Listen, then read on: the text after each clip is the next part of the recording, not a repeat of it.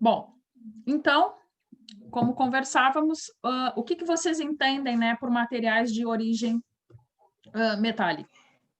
O que eu quero dizer com isso, quimicamente falando?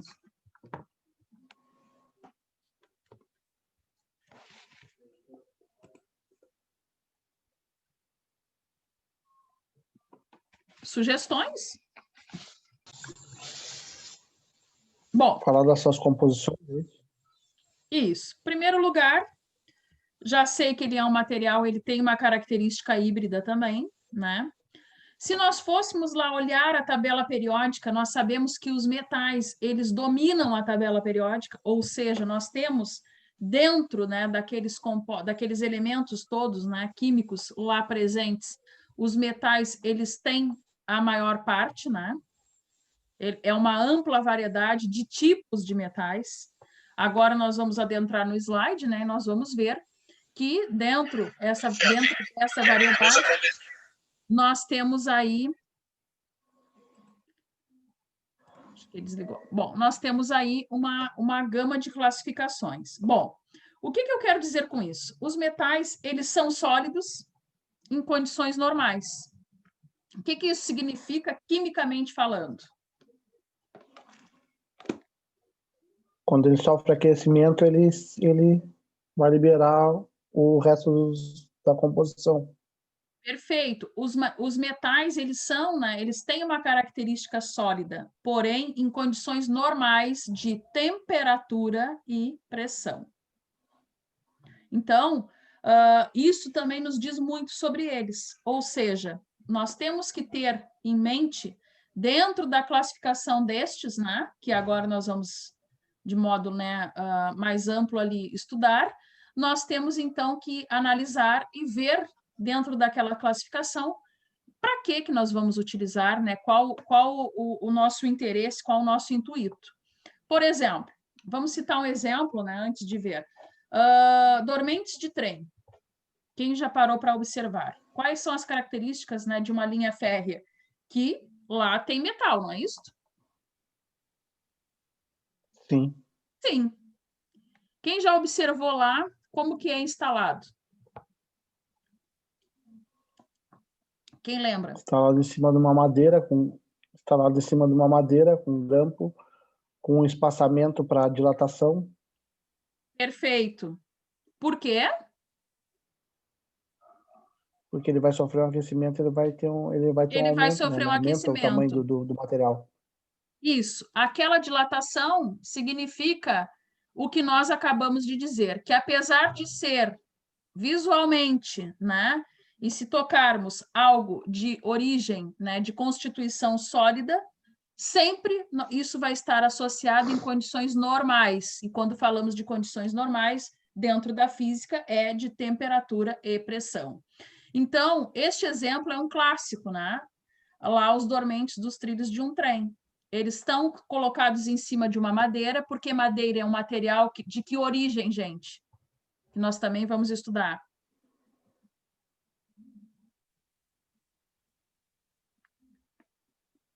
Não ferroso? Ele não é um metal, né? Madeira é um material isolante, não? E lá na sua constituição molecular, ela é de origem híbrida, inorgânica ou orgânica?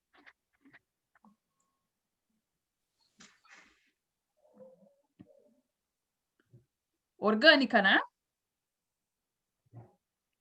Então, as madeiras são isolantes. Por que lá esses dormentes que nós estamos utilizando aí como exemplo estão sobre madeiras?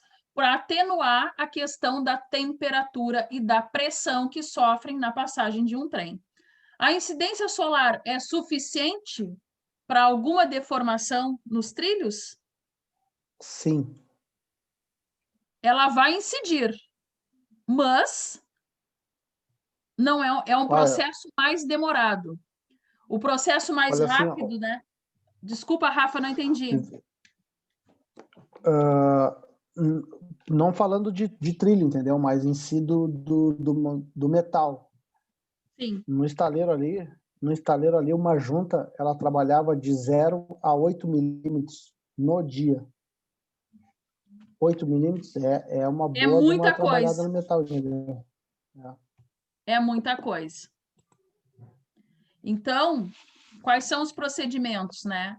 Qual é o nosso objetivo quando a gente está conversando isso? É a gente entender que, se apesar de um material como os metais, por exemplo, eles não se comportam bem com temperatura. Assim, quando vocês forem estudar lá em mecânica dos fluidos, o fluido denominado óleo, ele também não se comporta bem com temperatura, mexe na viscosidade. Por quê? Porque são características de compósitos químicos que não se adaptam, que eles só funcionam dentro de normalidade, sob temperatura e pressão em condições normais, né? Sem incidência aí de outros fatores. No caso dos trilhos, né, de um material ferroso, o sol incide, é capaz, sim, de provocar dilatações ou reduções disso bruscamente no caso de chuvas e de resfriamento rápido. Então, o material isolante ajuda nessa combinação. Então, isso é só para vocês entenderem que nós convivemos muito com metais, por exemplo, que é o berço aí, né, do que nos move dentro da mecânica, né, e de outros setores aí da indústria. Então, vamos aqui para os nossos slides. A nossa aula de hoje, obviamente, né, gente, é falar sobre os metais. Então, primeiramente, a classificação dos materiais que nós já vimos ontem, né? Isso aqui é só uma recapitulação que a gente também já fez de maneira conversada aqui, né? Que os metais, os materiais, desculpem, eles começam lá sendo classificados pelos metais, pelos polímeros, né? Por cerâmicas e por materiais híbridos ou compósitos. Então, dentro, né, do que a gente conversou aí, por exemplo, cerâmicas, ela está naquela origem, né, mais primitiva, né, do homem primitivo lá, eles já trabalhavam com isso, já conheciam, né, inclusive pedras, madeiras que estão lá na origem dos híbridos, né, dos compostos, que também são coisas mais anteriores. Porém, nosso objeto de estudo hoje vai ser os metais. Aqui eu botei, né, para você, só para a gente se situar. Como é que a gente classifica, né, os materiais? Através da composição química e da estrutura da matéria. Gente, composição química é aquilo que nos move para aquela classificação que a gente falava já desde ontem lá da tabela periódica. Ou seja, lá quando eu falei hoje para vocês das características aqui de modo sucinto dos metais, eu dizia para vocês que eles praticamente tomam conta da tabela periódica. Tem muito material de origem metálica lá, né? E, exceto o mercúrio que está classificado, né? Eles têm todos, funcionam dentro de uma normalidade por temperatura e pressão estáveis. Então, outros materiais também podem ser classificados lá como metais, né? Mas terem variações ali nas suas características, conforme nós vamos estudar hoje. E na questão da estrutura da matéria, é justamente o que acontece, né, com aquela junção molecular. Lembra quando falávamos do átomo? Que nós temos lá os metais, por exemplo, a gente vai entender muito bem isso, né? Porque o que acontece? Dentro lá dos metais, a gente consegue saber que vai existir metais que são altamente condutores e aquele grupo, né, que fica ali como intermediários e os isolantes. Então, isso, gente, é através de como que as moléculas se ordenam, como que elas se estruturam para que esse tipo de característica, no fundo, aconteça. Até aí tá tudo bem? Sim. Tudo tranquilo, né? Então, aqui também, né? Um histórico aí que nós já sabemos com respeito a eles, né? Eles são os mais utilizados atualmente. Por que eu posso afirmar isso, né? Essa característica da utilização deles, que eles são os mais utilizados?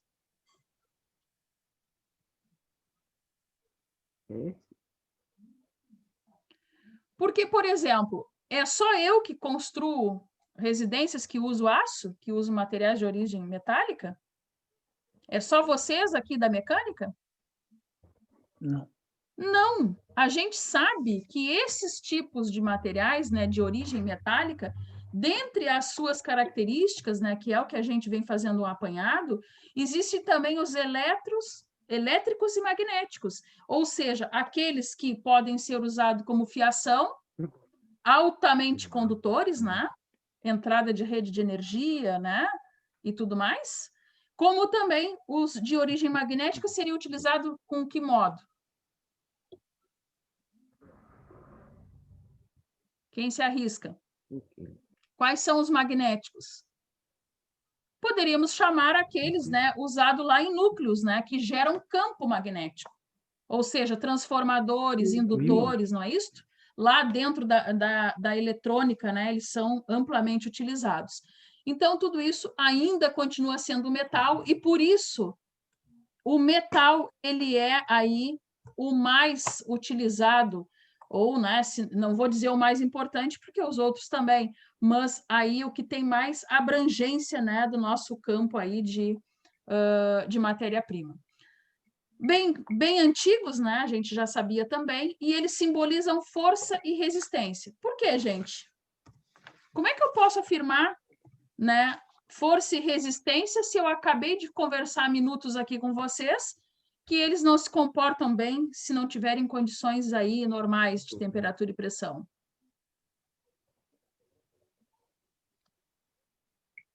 É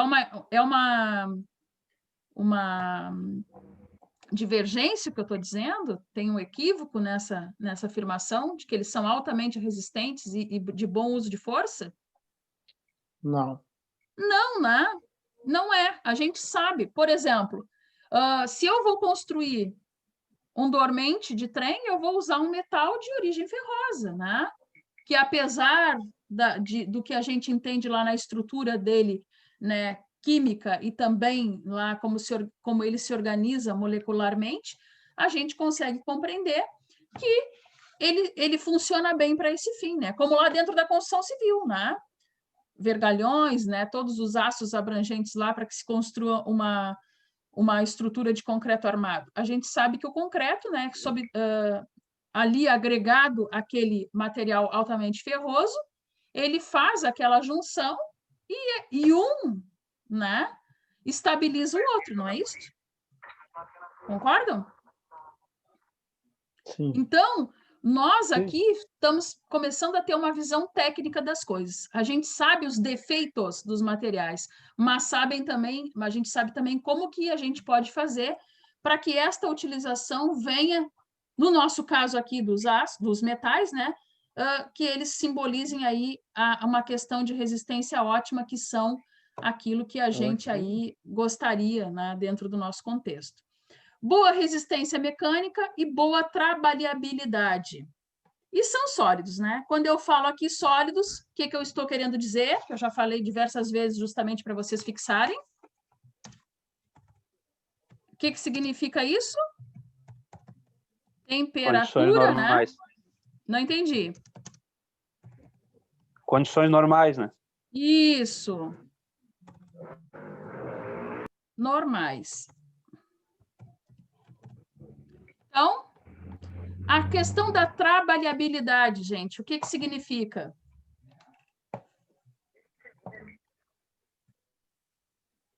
Que se eu desinstabilizar o meu metal, eu consigo fazer dele algo maleável, né? Por exemplo, lá dentro da obra, né, a minha vivência, eu consigo fazer uma dobradura, né? Um corte e uma dobra num aço, por exemplo. Consigo ou não? Sim. Consigo. E dependendo, se não for um vergalhão, eu consigo até de modo manual, né? Desde que eu tenha uma bancada e uma ferramenta, né? Uma alavanca de modo apropriado. Eu consigo fazer isso manualmente. Então, provando que eles são maleáveis, que ele tem uma boa trabalhabilidade. Ou seja, desde que eu não mexa, que nem nós já estudamos lá em ensaios de materiais, desde que eu não mexa com a capacidade dele de elasticidade. Lembram disso? Sim. Por quê? Porque é o exemplo da sacolinha, né? Do plástico, da borracha, né? A gente estica até um ponto e ele volta ao normal, né? Porém, se eu fizer aquilo de modo indiscriminado, é como se eu rompesse aquela barreira limite, né? Dali o material ele tende a se deformar e não mais voltar para o seu estado natural. Então, O mesmo, gente, ocorre aqui, não só com os plásticos, essa característica, mas também com respeito aos nossos metais. Eles têm uma alta resistência mecânica, nós conseguimos imprimir força neles, né? Como este exemplo que eu dei para vocês de uma dobradura, por exemplo, ou de um corte, né? Isso, a gente tem a capacidade de fazer isso sem uma agressão muito grande, né? Lá no DNA, vamos dizer assim, né? Na origem molecular do nosso metal. Posso prosseguir? Aqui, né? A questão da elasticidade. Eu acabei de falar, né? O material parece dual, né? Eu dizer que o material é de origem metálica, porém eu consigo ter uma elasticidade nele. O que eu quero dizer com isso? Para ver se ficou bem entendido.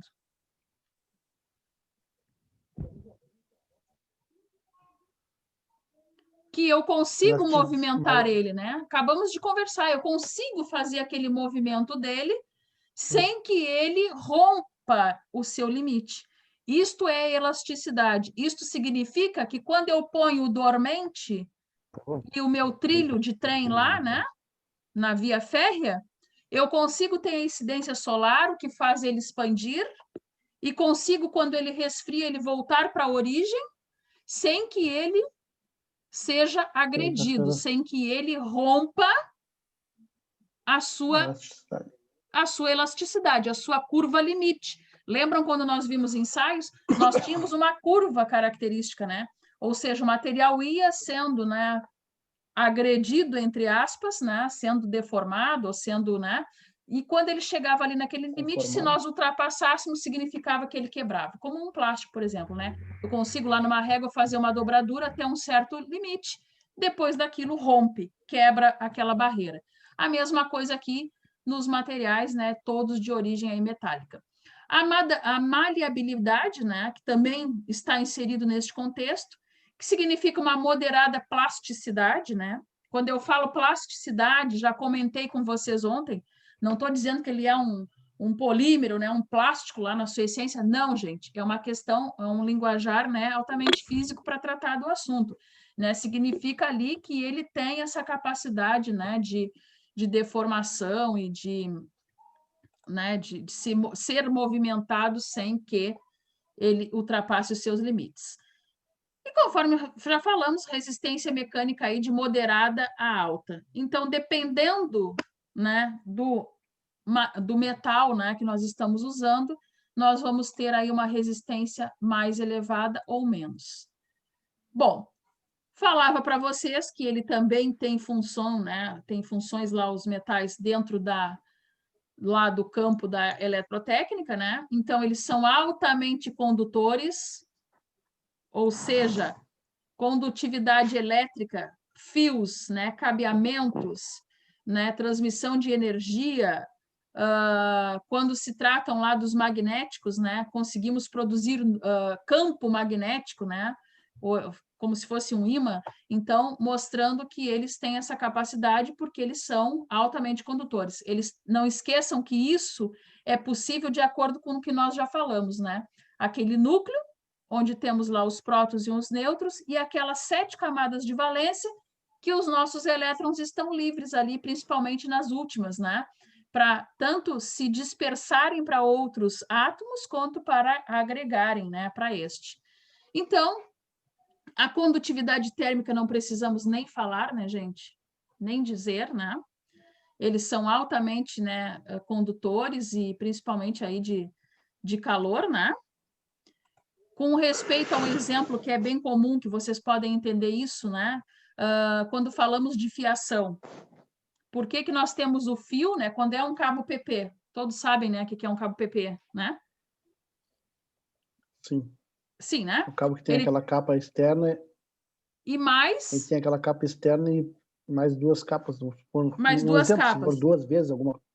Isso. Por que aquilo, né? Porque aquela fiação que tem lá dentro já está protegida uma da outra e tem aquela externa que, como estamos tratando de metais na origem, né, e de condutores, aqueles tipos de cabo, eles são lá para máquinas, para locais onde exijam, né, muita potência, não é isso? Consumida daquela rede, né? Então, por exemplo, nós mesmo, né, da construção, da indústria, aí a gente vê extensões tudo naqueles cabos. Por quê? Porque temos a certeza que vamos ligar o maquinário e vai estar aquilo ali resistindo.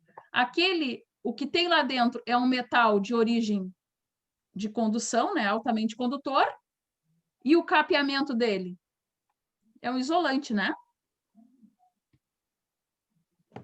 Então, isso mostra, né, que nós conseguimos fazer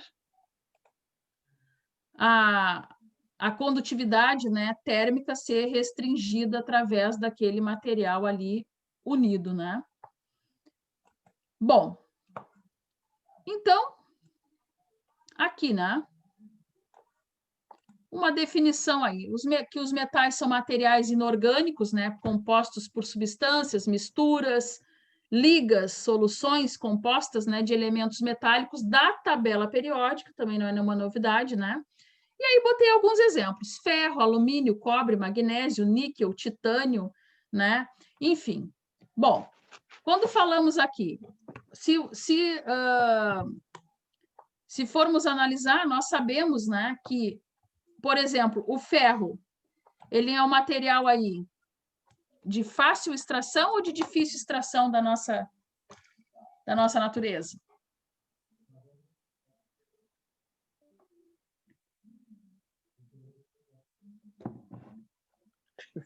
Como que se dá, gente, a questão lá dos materiais serem utilizados como matéria-prima, seja em qualquer setor que nós estivermos trabalhando?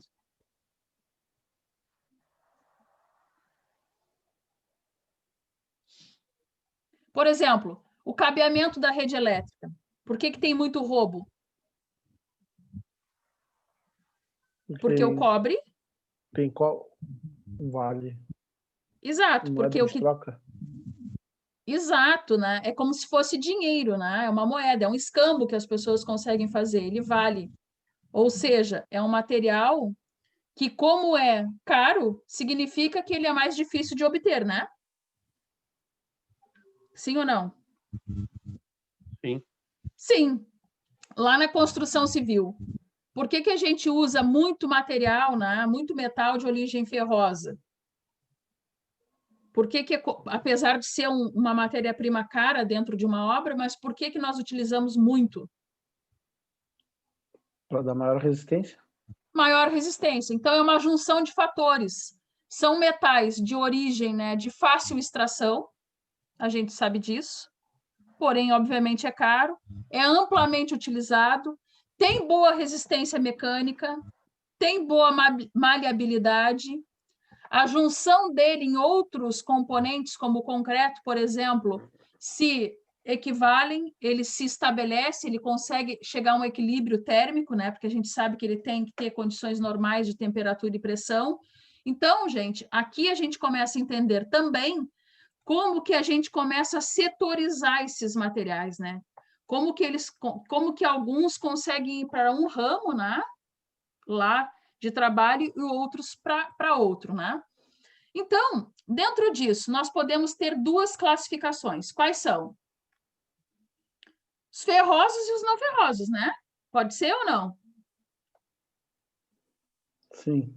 Sim, né? Deve ser, né? Os ferrosos que seriam? Aqui já está, né? Uma boa definição. Eu botei aí uma parcela significativa, né, de ferro em sua composição. Que seria o quê? Os aços e os ferros fundidos, né? E os não ferrosos? Seriam todos, né, que não contêm ou que a parcela de ferro é insignificante, né? Como ferro, magnetismo, alumínio e as ligas cobres, ligas de cobre, níquel, né? E as suas ligas, zincos, titânio e outros, né? Então, gente, o que eu quero dizer com isso? Por que isso responde até mesmo a pergunta que eu fiz a vocês há minutos, né? Por que os materiais, por exemplo, como ferros... Então, por que responde, né, essa classificação entre ferrosos e não ferrosos, o que eu perguntava a vocês há minutos? Ou seja, tudo aquilo, né, os ferrosos que eles têm lá na sua origem, né, muito, a parcela é altamente significativa, né, de materiais oriundos, ou seja, né, são materiais que, por terem essa características, né, estão aí em abundância, né, e por isso aí amplamente difundidos no nosso caso. Então, no caso de vocês, quais são os que vocês mais utilizam dentro aí da área da mecânica? Desculpem. Os ferrosos ou os não ferrosos? Qual é o largamente utilizado no setor de vocês? Ferroso. Também, mas os não ferrosos mais ainda, né? Porque vocês trabalham com materiais mais voltados para ligas, né? Sim. Sim ou não? Os meninos lá da indústria? Sim. Sim, né? Sim. Então, assim, Sim. os ferrosos são usados? São, obviamente. Mas os não ferrosos ainda mais. Por quê? Pela constituição morfológica deles, né? São aqueles que a gente obtém, né, de outras características aí dos metais, né, que são proporcionados, que nos proporcionam, né, aí o uso de ligas, que é altamente utilizado aí no ramo, né, de vocês. Bom, dentro disso, né, nós também podemos classificar os metais dentro, né, da tabela periódica como os metais alcalinos, que seriam o lítio, o sódio, o potássio, o rubídio, enfim, né, esses metais aí. O que significa alcalinos, gente? Quem lembra lá das aulas de química? O que é um material de origem alcalina?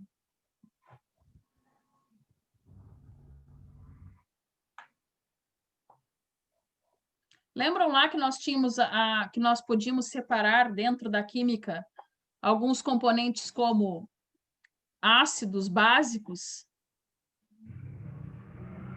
O que significava isso? Quem se arrisca?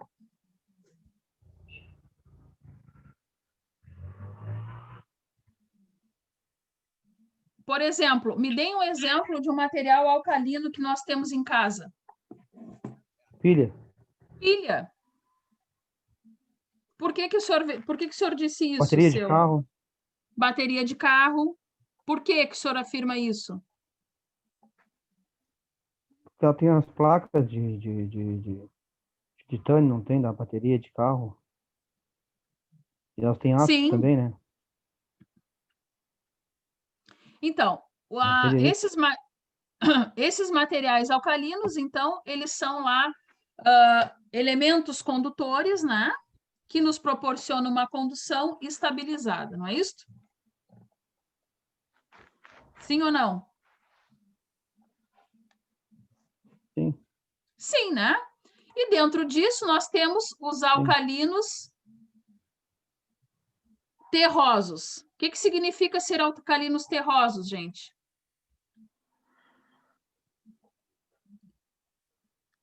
Ninguém me diz nada?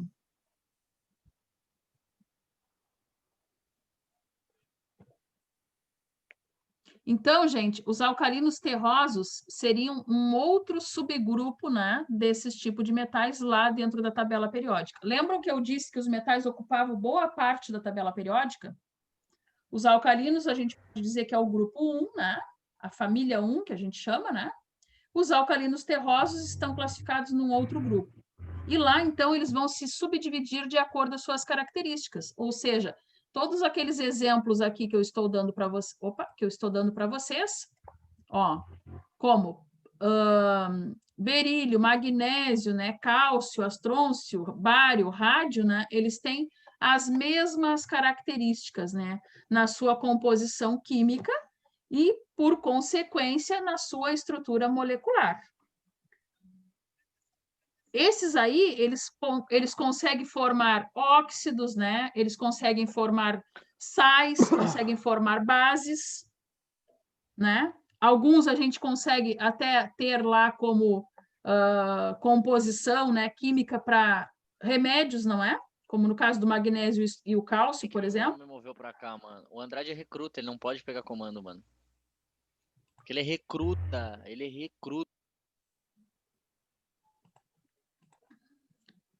Bom, gente, até aí tudo tranquilo?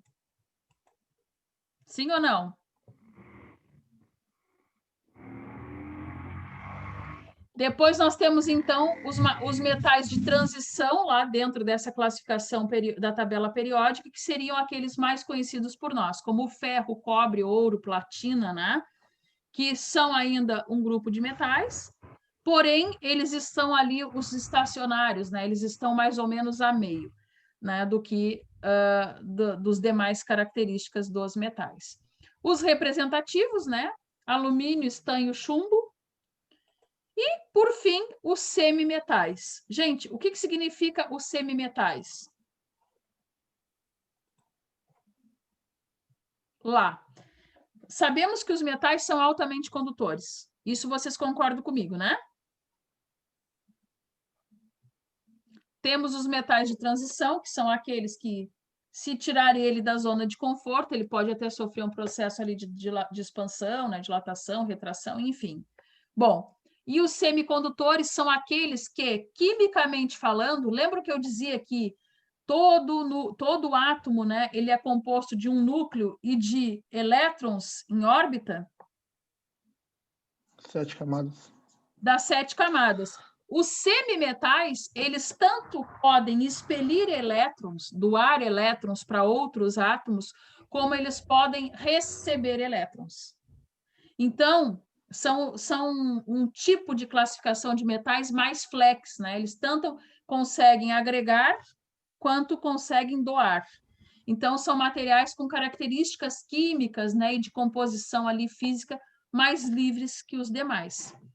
Bom, com base nisso, deixa eu ver aqui, eu queria enviar para vocês, primeiramente, um vídeo, depois outro, que vai nos falar, né, nos dar uma explicação ali sobre do que nós estamos estudando hoje, ok? Que é gravar. Então, as propriedades físicas, né, ela está intimamente ligada ao processo comportamental do nosso material. Ou seja, a personalidade dele, como ele se comporta de acordo, né, com propriedades mecânicas, propriedades térmicas, né, propriedades elétricas. Bom, dentro disso, nós não assistimos nada ali como propriedades térmicas nem como propriedades elétricas, mas nós vimos muito bem com respeito às propriedades mecânicas. Então, formulando a pergunta, se as propriedades mecânicas estão linkadas, né, vinculadas aos esforços, o que nós podemos salientar ali de importante, né? Como esforços mecânicos aí dos materiais. Dureza? Dureza?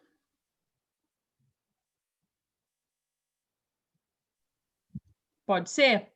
Fragilidade? Pode ser também, né? Densidade? Plasticidade, deformações, né? Então, tudo aquilo que envolve, né?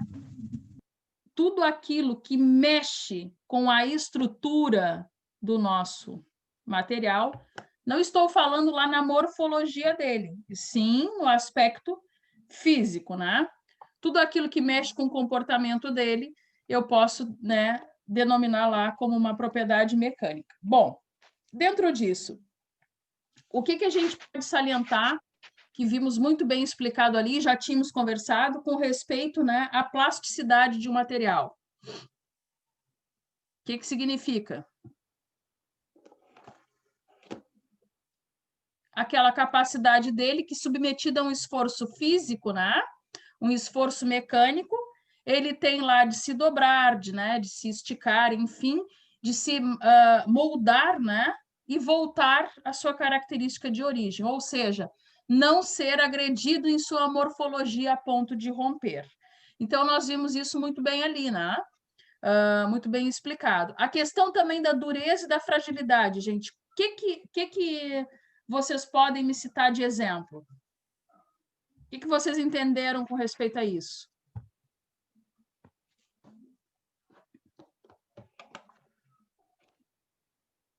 Oi?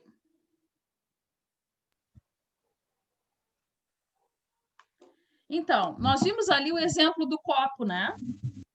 O copo é um material resistente? Não. Duro, mas não resistente. Isso. Então, ele até mostrou, né? Ele nos explicou de uma maneira sucinta, porém muito contundente, né? Porque ele nos disse que nós poderíamos ligar a dureza à questão de como que o material submetido a um esforço mecânico poderia ser adentrado, né? Penetrado. E a fragilidade, como que ele se comporta ao ser chocado. Gente, conseguem observar a diferença? Por exemplo, quando nós estamos lá no laboratório, né? Já falamos de aulas de laboratório aqui, apesar de não estarmos num, né? Mas quando estamos lá em laboratório, existem ensaios todos de esforços físicos, né? De esforço físico-mecânico, né? Para entendermos as características do material. Tudo que nós formos fazer que incide penetração, né? Esticamento do material, ele envolve o que do material? Ele nos mostra o quê? O quão dúctil, né, o material é. E tudo aquilo, né, que envolve choques no material, golpes, por exemplo, né, nós vemos ali o quão frágil ele está. Então, mostrando, né, que apesar de um copo, por exemplo, ele consegue, né, naquele exemplo que ele deu, mostrar duas características muito importantes dos materiais, né? Sob o aspecto aí físico, né? Que seria o quão duro ele é, né? Como que ele se comporta bem para obter um líquido, né? Para ter um processo ali de serviço. E, no entanto, ele não é muito eficaz com respeito aos choques. Voltando ao exemplo aqui do nosso caso da mecânica e do que nós estamos estudando hoje, metais. Por que que hoje em dia, né, os veículos, né, lá, quando eles sofrem colisão, eles amassam todo?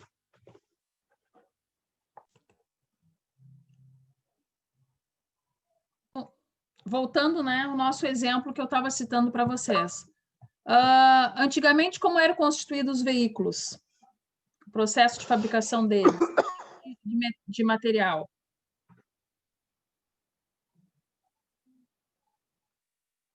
O que acontecia em acidentes com veículos muito antigos, por exemplo? Pouco amassava. Oi? Quase pouco amassava de tão dura a chapa. Quase pouco amassava. Porém, muitas vezes, numa colisão simples, de cunho, né, de não muito, de não ser um choque tão elevado, não raro as pessoas eram submetidas aí a processos dolorosos, né, por ficarem presas em ferragens, não é isso? Isso. Isso. Por que que a indústria, né, automobilística passou a utilizar que tipo de material? Ligas, né? Nós não temos veículos com origem lá de cunho muito ferrosa, não é verdade? Sim. Sim. Por quê? Por uma questão ergonômica, né? Por uma questão de segurança do usuário. Hoje em dia, às vezes, não raro, as pessoas batem, né, o veículo em pequenas coisas, né? Às vezes até um animal na pista, um pequeno cachorro, enfim, já causa um grande estrago. Por quê? Porque o material é de que origem esse tipo de metal? Ele tem dureza? Sim, né? Sim. Mas é um clássico, é muito parecido com o exemplo que nós vimos lá no nosso vídeo, do copo.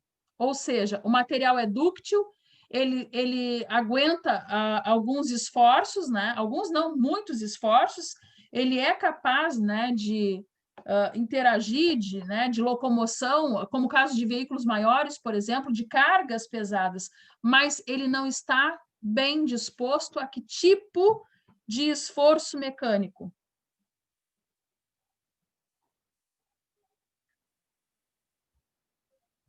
O choque, né, gente? Não é verdade? Os veículos atuais Caminhões, por exemplo, né? Vocês melhor que eu devem visualizar isso, né?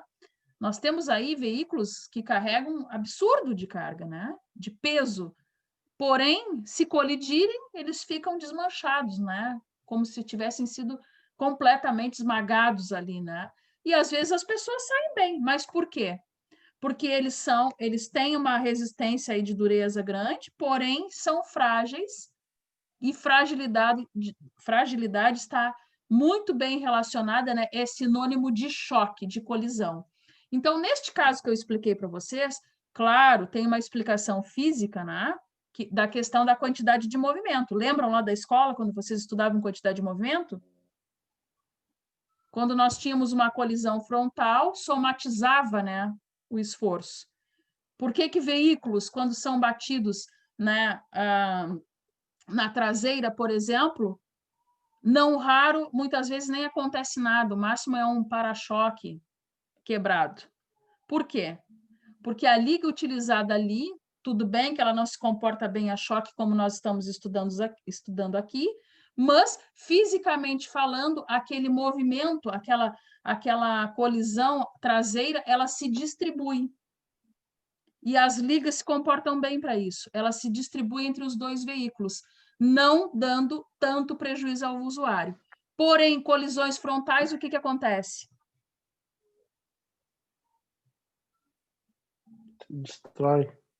Destrói. Normalmente os veículos, né, têm um efeito de aquaplanagem na pista, né, não raro eles lá têm um efeito de